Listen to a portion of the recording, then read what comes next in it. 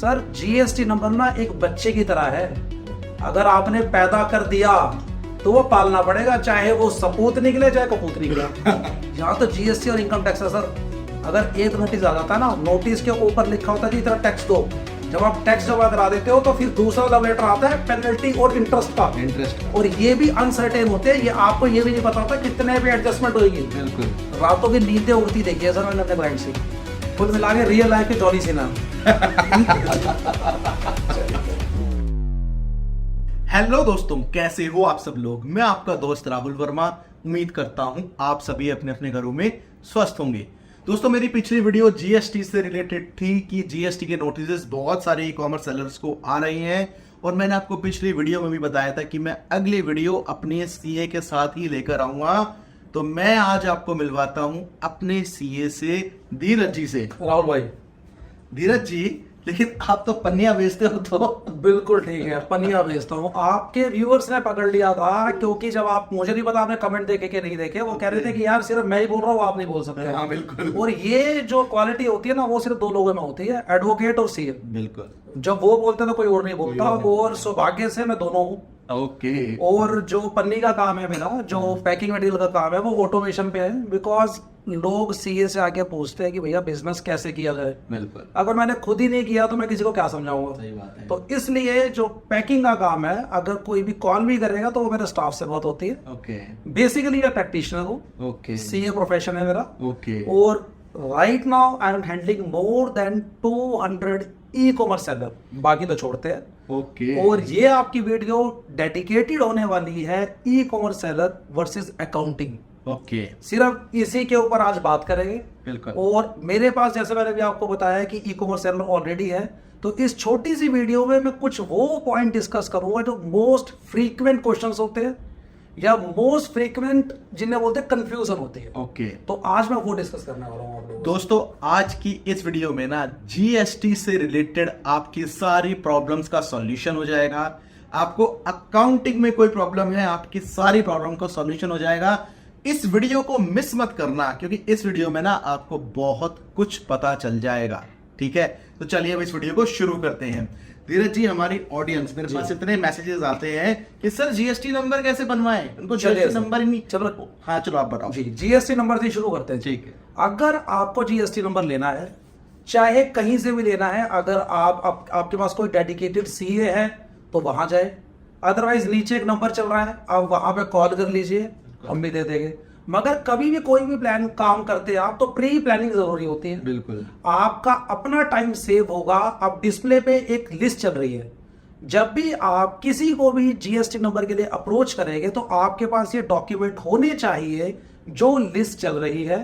अगर ये डॉक्यूमेंट आपके पास पूरे हैं तो आपका जो काम 10-15 दिन में होने वाला है वो 1 हफ्ते में हो जाएगा। बिल्कुल। अगर ये डॉक्यूमेंट में से कोई आपके पास मिसिंग है तो आप कॉल करके उसका अल्टरनेट पूछ सकते हैं, या जो भी एडजस्टमेंट है वो करा सकते हैं। बिल्कुल। तो सबसे पहली बात, जो लिस्ट है उसके हिसाब से अपने डॉक्यूमेंट तैयार करें। और जीएसटी का जो पूरा प्रोसेस है वो 1 हफ्ते का होता है सिर्फ। अगर डॉक्यूमेंट्स पूरे हैं आपके तो 1 वीक के अंदर आपका जीएसटी नंबर आपके हाथ में आ जाएगा। और अगर डॉक्यूमेंट पूरे नहीं है तो फिर उसमें थोड़ा टाइम भी लग सकता है। बिल्कुल, मगर मिलेगा सबको। बिल्कुल। अब जीएसटी रिटर्न के बारे में बताओ, तो सबसे बड़ा क्वेश्चन है मेरे पास सर। जब कोई जीएसटी नंबर ले लेता है ना, हाँ, तो कुल मिला के कभी कभी क्या होता है कि वो मेरा अपना नॉन क्लाइंट होता है, कभी कभी होता है वॉक इन होता है, कहता है जी जीएसटी दिलवा दो, हम जीएसटी दिलवा देते हैं। ठीक है। और फिर मुझे 3-4-5 महीने बाद याद आता है कि यार उस बंदे का फोन नहीं आया, पूछ लो रिटर्न में फाइल कर रहा है कि नहीं कर रहा है। ओके। क्योंकि लोगों की मिसकंसेप्शन है कि मैंने जीएसटी नंबर तो ले लिया मगर मैंने भी बिजनेस स्टार्ट नहीं किया, मेरे तो सेल ही नहीं है। सेल ही नहीं है तो क्यों जीरो की रिटर्न तो फाइल करनी नहीं है, जब सेल होगी जब कर लूंगा। सर जीएसटी नंबर ना एक बच्चे की तरह है, अगर आपने पैदा कर दिया तो वो पालना पड़ेगा, चाहे वो सपूत निकले चाहे कपूत निकले। मैं देखिए सिंपल लैंग्वेज में, ताकि सबको समझ आ जाए। बिल्कुल। अगर आपका बच्चा नालायक भी है तब भी उसे पालना पड़ेगा। और अगर अच्छा है तो फिर तो वो अच्छा है। कुल मिला के अब मैं लॉ की लैंग्वेज में बोलता हूं, अगर आपके पास जीएसटी नंबर है और आपकी रिटर्न, आपकी सेल 0 भी है, तो भी आपको रिटर्न फाइल करनी है। अगर कोई नहीं करता फाइल अगर कोई नहीं करता, अगर आपकी 0 की रिटर्न है तो 20 रुपीज पर डे की पेनल्टी है। जो कि साल के हिसाब से लगभग 7500 रुपये बनती है। Okay. और अगर आपकी 10 रुपए की भी सेल है ना, और आपने अपनी किसी जीएसटी रिटर्न के अंदर वो 10 रुपए की सेल भी दिखा दी है, तो 50 रुपए पर डे की पेनल्टी है अगर रिटर्न फाइल नहीं करते हो तो। और क्वेश्चन ये होता है, लोग कहते हैं कि अगर 6 महीने रिटर्न फाइल ना करो तो जीएसटी सस्पेंड हो जाएगा। सर सस्पेंड हो रहा है वो, आप सरेंडर नहीं कर रहे हैं, और सस्पेंड के केस के अंदर पेनल्टीज लगती है। बिल्कुल। और जिस दिन वो लव लेटर आएगा उस दिन आपको समझ आएगा कि यार ये वीडियो सीरियस लेनी चाहिए थी। बिल्कुल। आपके लिए ये बेनिफिट है, जैसे मैं मान के चलता हूँ कि आपने नया जीएसटी नंबर लिया है, तो ऑब्वियस सी बात है आपका काम नया नया है, तो मंथली फाइल ना करके आप क्वार्टरली सिलेक्ट करवाए अपने सीए से, अपने अकाउंटेंट से, या खुद, या फिर अगर हमसे आप करवाते हैं तो नीचे जो नंबर दिया हुआ, हम तो आप खुद ही बेस्ट करते हैं अपना। बिल्कुल। क्वार्टरली सिलेक्ट कराए, उससे क्या होगा, जो 12 रिटर्न आपने साल में भरनी थी, 12 जीएसटीआर 3B और 12 जीएसटीआर 1, 24 रिटर्न होती है, वो 24 रिटर्न क्वार्टर के हिसाब से 8 बन जाएगी बस। ताकि आपकी जो कॉस्टिंग है, क्योंकि जिससे भी आप भरवाएंगे मिनिमम चार्ज तो कुछ ना कुछ सब लेंगे, तो जो आपकी कॉस्टिंग है वो 4 टाइम डाउन हो जाएगी अगर आप क्वार्टरली लो। तो क्रक्स ये निकला कि अगर आपके पास जीएसटी नंबर है तो सर रिटर्न जरूर भरे। बिल्कुल। ठीक है सर, ओके। ये पहला क्वेश्चन था। हाँ। दूसरा क्वेश्चन, आपने अपने लास्ट वीडियो के अंदर बताया था कि अब जो सेल का डाटा है वो ऑलरेडी इनकम टैक्स के पास है, जीएसटी डिपार्टमेंट के पास। बिल्कुल। आज से 2 साल पहले मैं जाऊं ना, तो क्या होता था कि जो ई कॉमर्स सेलर है, क्योंकि ई कॉमर्स में 90% सेल B2C होती है, बिल्कुल, बिजनेस टू कस्टमर, जिसका इनपुट सामने वाली पार्टी नहीं लेती है। ठीक है, तो जब हम अपने क्लाइंट्स को बताते थे कि भैया आपका इतना टैक्स बना है, वो कहता नहीं सर, आपने मेरी परचेज के हिसाब से सेल बना दो, ताकि मुझे टैक्स ना देना पड़े। पता नहीं आप में से कोई करता होगा कि नहीं करता होगा। इनिशियल स्टेज पे मैंने खुद ने किया है, सब करते हैं, बाकी गलत है। आई विल नॉट रिकमेंड करूंगा भी तो अब नहीं कर पाऊंगा, अब नहीं करते। रीजन क्या है, 2 साल पहले ये सब नया चीज थी, जीएसटी को आए हुए 5 साल में। ठीक है, डेवलपमेंट में टाइम लगा, 1, 2, 3 साल कुछ नहीं हुआ। 2 साल पहले से GSTR 8, जो आपने पिछली वीडियो के अंदर थोड़ा सा रेफरेंस दिया था, GSTR 8 आपके ई कॉमर्स जो प्लेटफॉर्म है, फ्लिपकार्ट, मीशो, अमेजोन, जितने भी है वो फाइल करते हैं। उसके अंदर आपका TCS और TDS दोनों कटता है, और वो जो डाटा है ना, जो 7 या 8 तारीख को आपके पोर्टल पे सेल का डाटा दिखता है, वो डाटा 6 तारीख को आप ऑलरेडी जीएसटी की साइट पे देख सकते हैं। तो अगर आपकी डिटेल किसी के पास है और आप उसे झूठ बोल रहे हैं, सर आपको मेरे बारे में कुछ पता है और मैं आपको झूठ बोल रहा हूँ, बंदे के अंदर बोलोगे मैं किसको बना रहा है, तो वो तो डिपार्टमेंट है, तो उनके पास ऑलरेडी आपका डाटा है। तो अब आपको, अगर आप बिजनेस सीरियसली कर रहे हैं तो आपको अकाउंटिंग को सीरियस लेना पड़ेगा सर। बिल्कुल लेना पड़ेगा। मैं रीजन आपको बता देता हूँ। आप रोड से जा रहे हैं, आपका ट्रैफिक का चालान कट गया, आपको पता है यार 1000 रुपए का सारा है, वो 1000 रुपए में ना आपको टेंशन देके रखेगा कि यार साला कोर्ट का चालान काट दिया, पूरा दिन कोर्ट में खराब हो जाएगा। यहाँ तो जीएसटी और इनकम टैक्स है सर। अगर एक नोटिस आ जाता है ना, नोटिस के ऊपर लिखा होता है कि इतना टैक्स दो, जब आप टैक्स जमा करा देते हो तो फिर दूसरा लव लेटर आता है पेनल्टी और इंटरेस्ट का, और ये भी अनसर्टेन होते हैं, ये आपको ये भी नहीं पता होता कितने पे एडजस्टमेंट होगी। बिल्कुल। रातों की नींदें उड़ती देखी है सर मैंने अपने क्लाइंट से, जो बात नहीं मानते थे ना, रातों की नींदें उठते देखी है। अब लाख रुपए की पेनल्टी या सर पे खड़ी है, एडजस्टमेंट हो रही है। तो इसलिए आपको अब अकाउंटिंग को थोड़ा सा सीरियस लेना पड़ेगा, थोड़ा सा नहीं, बहुत सीरियस लेना पड़ेगा। बिकॉज अभी तक लोग अकाउंटिंग को हल्के में लेते थे। आपके पास में कोई 12वीं पास करके सीए के पास 2 महीने काम करके आ गया, आपने अकाउंट पकड़ा दिया। बिल्कुल। सब मत पकड़ाए, अब ना पकड़ाए। बिल्कुल। मैं हमेशा से आपको ये बोलूंगा कि प्रोफेशनल सीए आप हायर करो। बिल्कुल करना ठीक है। अगर आपके पास नहीं है तो नंबर आपको दिखाई दे रहा है, बिल्कुल आप उनसे भी कांटेक्ट कर सकते हो, कोई प्रॉब्लम नहीं है। सर आपका सीए वो होना चाहिए जो आपकी इंडस्ट्री को समझता हो। बिल्कुल। 90% सीए ई कॉमर्स का काम नहीं करते। ये बहुत बड़ी बात है, मैं सच बता रहा हूँ आपको, बिकॉज सच में कॉम्प्लिकेटेड है। ऐसे सीए कॉम्प्लिकेटेड है, बाकी आपको तो कुछ करना ही नहीं है। तो उसको अपनी फाइल दीजिए जो आपकी इंडस्ट्री को समझता है। बिल्कुल। ये बात 200 से ज्यादा अकाउंट इनके पास सिर्फ ई कॉमर्स बाकी की तो बातें नहीं कर रहा। बिल्कुल ठीक। अब सर क्वेश्चन ये आता है कि अब ये क्वेश्चन, ये वीडियो देखने के बाद कुछ लोग सोचेंगे कि ई कॉमर्स अकाउंट स्टार्ट करें। हाँ। अब जो सबसे सिली जो क्वेश्चन आता है ना आपके दिमाग में, 2 लोग बैठते हैं, कहते हैं यार मिलकर कंपनी स्टार्ट करेंगे। बिल्कुल। वो कोई पार्टनरशिप फर्म बना देता है, कोई कंपनी प्राइवेट लिमिटेड बना देता है। हाँ। सर कुछ नहीं बनाना आपने, you should start your work with proprietorship concern. बिल्कुल। आप अगर दो दोस्त काम कर रहे हैं, आपस में म्यूचुअल अंडरस्टैंडिंग करें कि प्रोप्राइटर कौन होगा, दूसरे को वो सैलरी देगा, चाहे वो प्रॉफिट का ही पार्ट हो। बिल्कुल। मगर आप अपना बिजनेस हमेशा प्रोप्राइटरशिप में स्टार्ट करें। रीजन, सबसे कम लॉ लगते हैं, सबसे कम कॉस्टिंग आएगी अकाउंटिंग की, टैक्सेशन की, कंप्लायंसेस की। Okay. और आपका बिजनेस तभी सर्वाइव करेगा जब आप स्टार्टिंग में अपनी कॉस्ट को, फिक्स कॉस्ट को मिनिमम रखोगे।